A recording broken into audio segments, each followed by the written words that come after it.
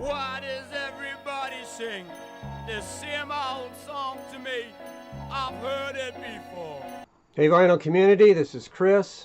Time to throw my hat into the ring for the 2019 vinyl tag. I can't remember if I had done 2018. If I did, I may have only had it up for a little while. Not sure. I know I did an earlier one, but I don't remember if it was last year. But so to try to keep this under 30 minutes, first question, I've got my requisite list that it looks like you have to have based on watching other videos, but the best find of 2018. So my best find that I could readily come up with was this here, 12-string guitar volume 2 by the Folk Swingers. I had this was at the local antique mall, and it's basically Glenn Campbell on 12-string and Dillard's backing him up. So Doug Dillard's on this on banjo. World Pacific.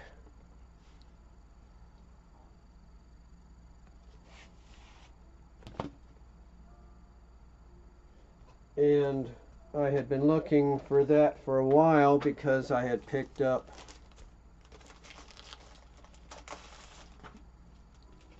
volume 1 years ago, and yeah, I knew that there was a volume 2 out there, but it took it a long time, and then I just ran into it at the antique mall during 2018. So also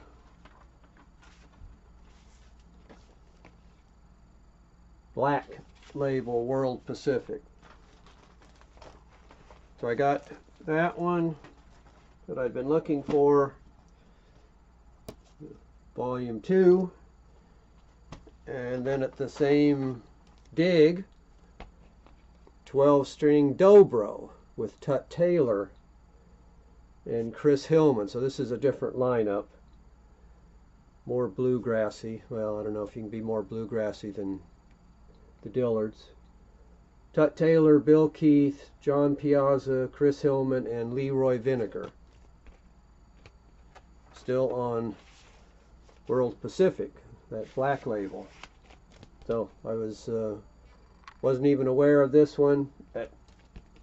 Grabbed it. All right. Question 2 was shout outs to VC members that need to do better. I don't know. Hard to tell who needs any help. Sounds Strange is, I think, the channel that I've been watching the most that has the fewest subscribers at this point. During 2018 there were several others that started that way, and they just rocketed off into the upper stratosphere of subscriber members. So I'll just limit it to that. And number 3, holes to fill. I wasn't sure to take this as grails that I'm looking for, or just big holes in the collection, or artists that I haven't picked up before that I should get into. I've got several grails that seem to like they're high price things. There's a Stan Tracy solo piano album that seems like it's only available in the Europe or UK, and it's around $100 or 100 euros. And there's a solo guitar album, Gerard Salette, that John Coltrane 68 showed a while back, but it again only seems to be in Europe, and it's 150 euros or up. And there's a Stanley Cowell Musa Ancestral Streams that seems to be expensive too. Other than I did see one $30 beat up copy available, but the ones in good shape are 100 plus, so I'm considering that holes to fill. Otherwise it'll just be as I find things. So question 4, really good cheap album. All right, Urban Verbs, Early Damage, I think that's their second. Self-titled is their first, from 1980, 1981. So sort of new wave, synthesizer type pop.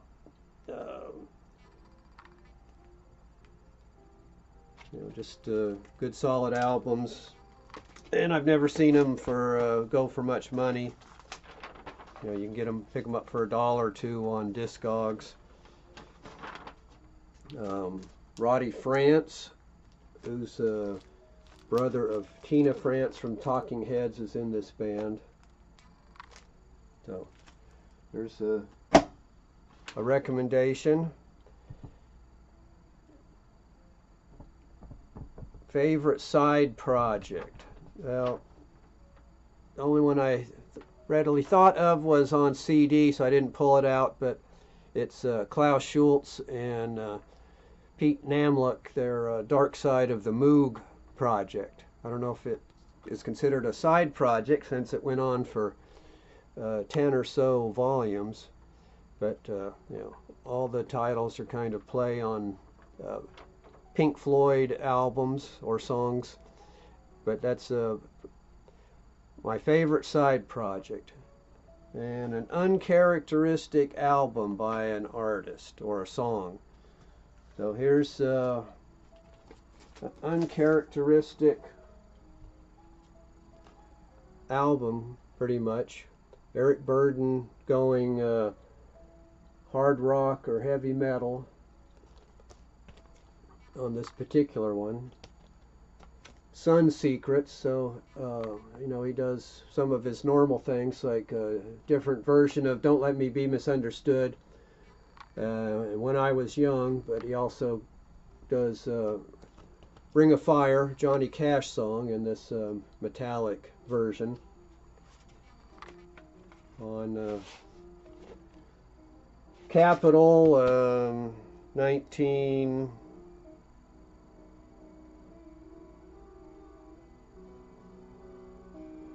1974. All right, last album purchased. I may have gotten one, but since I started putting this together, as at that time, the last album purchased was this Tim Buckley, Blue Afternoon. I saw this on an eBay auction and make a best offer, so I made him a best offer of $8, which was above the opening bid, and the seller turned that down. And then it turned out that nobody bid on it, so I ended up getting it for the minimum, $5, on the straight label.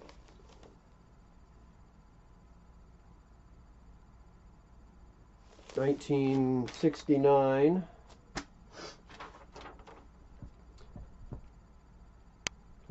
Great album, bad cover. I don't know if I'll call this great, but definitely a bad cover. I mean, I can see what they were going for. Maurice John Vaughan, Generic Blues album. This is a reissue on Alligator. The original album was just called Generic Blues, I think, but so they made it Generic Blues album and put a barcode, and now that's what I'm calling the bad cover, good album. And then the converse, good cover, bad album. So again, relative terms. I think I saw someone show this recently, but Lee Stevens, guitarist from Blue Cheer, this is his album Red Weather. So a nice psychedelic cover, but the album itself is kind of a disappointment from what I was hoping for. You know, I'd come from the first two Blue Cheer albums, Randy Holden, ex-guitarist for Blue Cheer, on their third.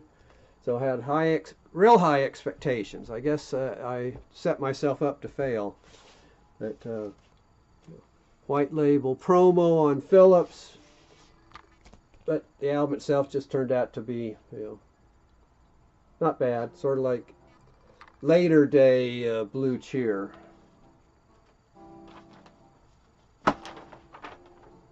All right, number 6, 7, 8, 9, 10, blues album. So I'll just stay with Eric Burdon. Eric Burdon's album with Jimmy Witherspoon. Guilty.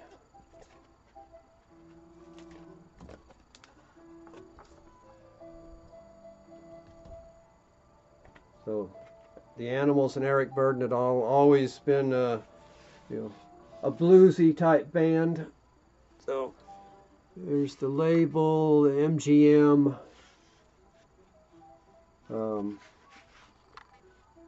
Special disc jockey record not for sale.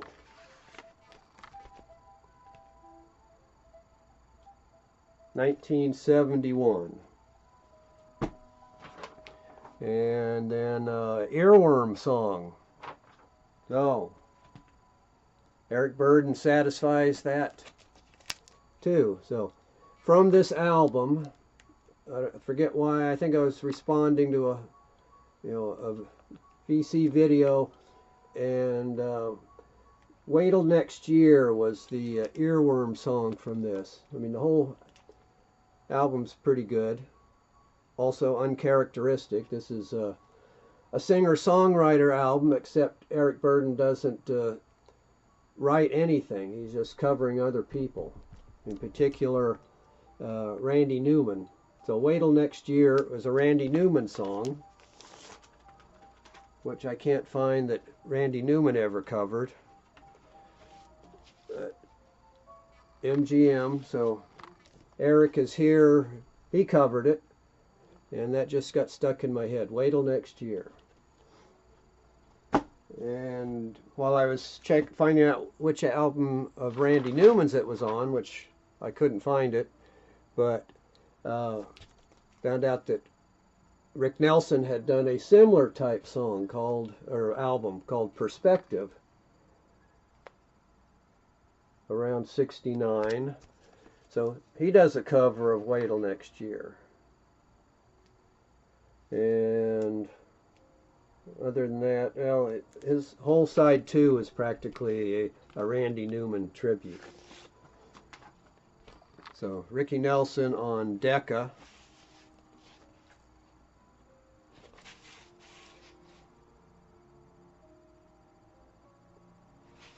This is around 1969 maybe. And historically significant artist. So I'll pick John Cage. This was also a recent acquisition, so get to satisfy two things at once. So this is John Cage, his concerto for prepared piano and orchestra, Yugi Takahashi on piano.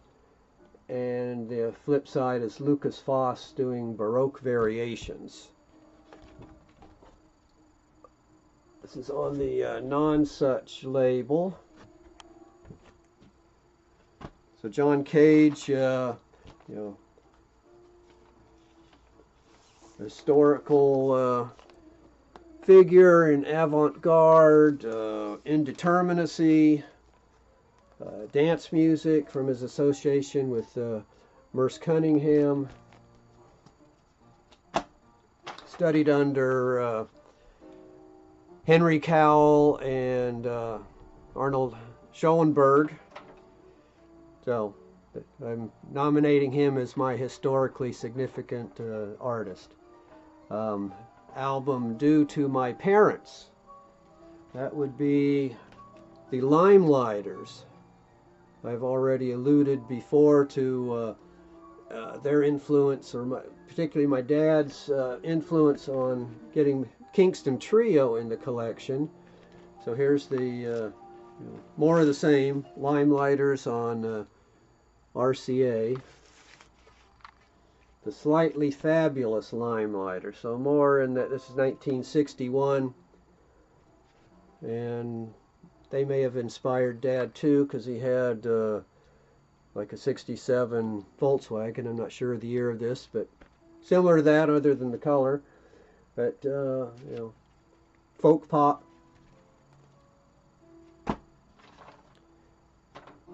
Okay, best dollar bin record. Well, I went through and tried to find some, but you know, I'm sure there are others because, you know, over the years. But this is the one I came across first. Don Cherry, self-titled, from 1976.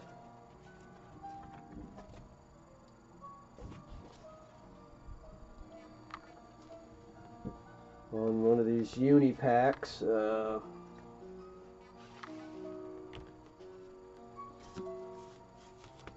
On A&M label.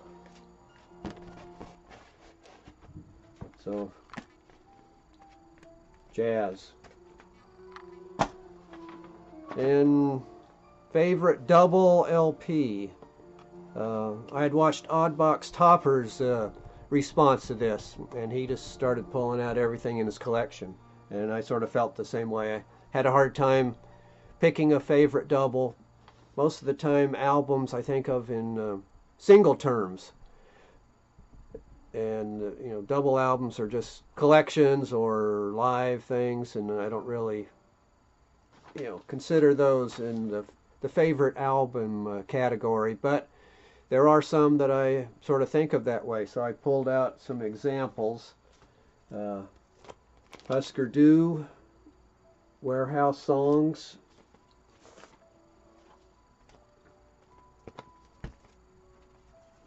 on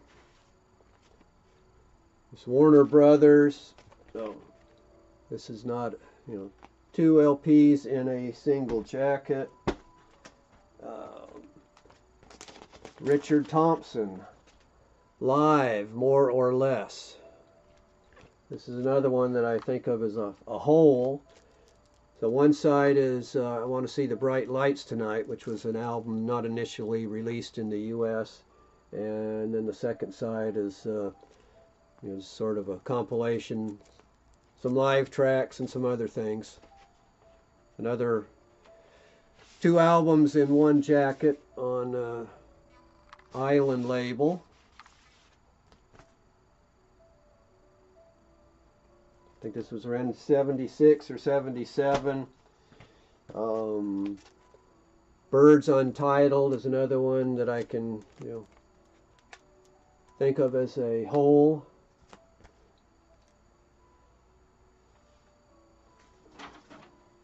And the last one is Pink Floyd Ummagumma, which might have been my first Pink Floyd album.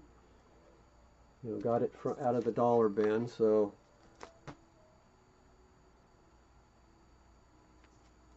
on Capitol. Oh, back on the John Cage, just to go with that, some things that I recently picked up related to John Cage. Here we go.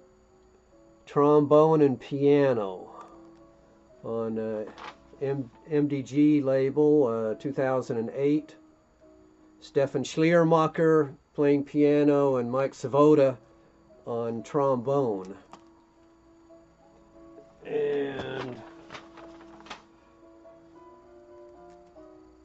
another John Cage, The Works for Piano, Volume 7, Margaret Langtan, I mean.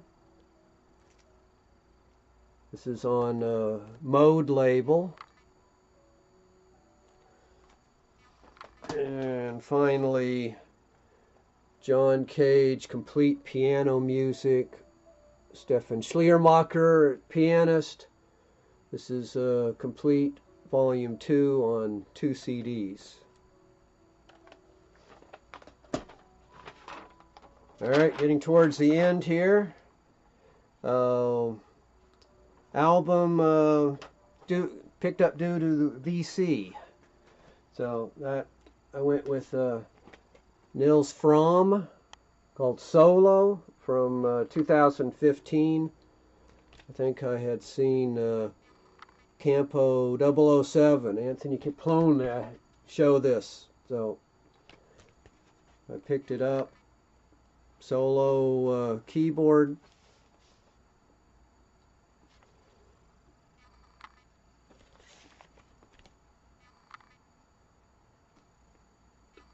On a Race Tapes label.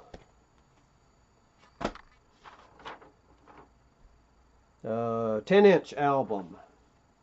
So initially I was going to show this. Vladimir Horowitz plays Mendelssohn on RCA, because I'd recently picked this up at the antique mall and got home. When I saw it there, I said, well, I don't collect 10-inch records, so it should be safe to get this one. But this turned out to be one of the very few that I do have already. So, this dark red label. So instead, I came up with this one.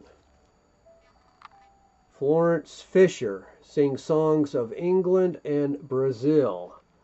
So one side's in English with English songs. The other side is in Portuguese with Brazilian songs. So basically piano and vocal accompaniment. And this is on the Gravocal Especial label. It's more legible that way. So Florence Fisher. And a 7-inch record. So Rachmaninoff Concerto No. 2 with Artur Rubinstein as the pianist. NBC Symphony Orchestra. With a little gatefold 2 7-inch extended plays. RCA. So there's my 7-inch, and the last vinyl thing, music to fall asleep to. Well, back when I lived in Miami in the late 70s, mid 80s, there was a radio program there, community radio.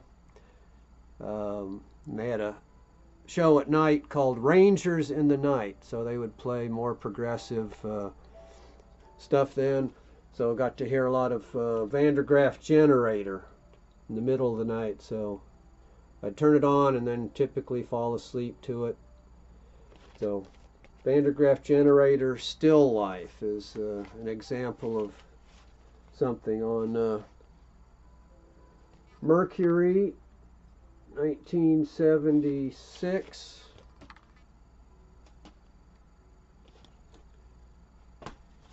And then finally, advice or favorite VC experience. So I would just say I haven't had any meetups, so just participating in some of the live streams that are becoming more popular by people. You know, sending out some VCLT is a nice feeling. And advice. I've heard other people say just get in and do it. So along those lines, those who can do, and those who can't give advice. So my advice is, you know, make sure that you talk on your videos rather than just flipping records. That's a whole big part of the experience. but that's the part that I don't do, so I just show the records. And then, like the man who's standing on the ledge and all the VC members or the people spread out on the ground below, and they're all just yelling up at him, "Just do it! Jump!" So there's my advice. So thanks everybody, and I'll catch you on the next vinyl tag or some other kind of video. So see you later.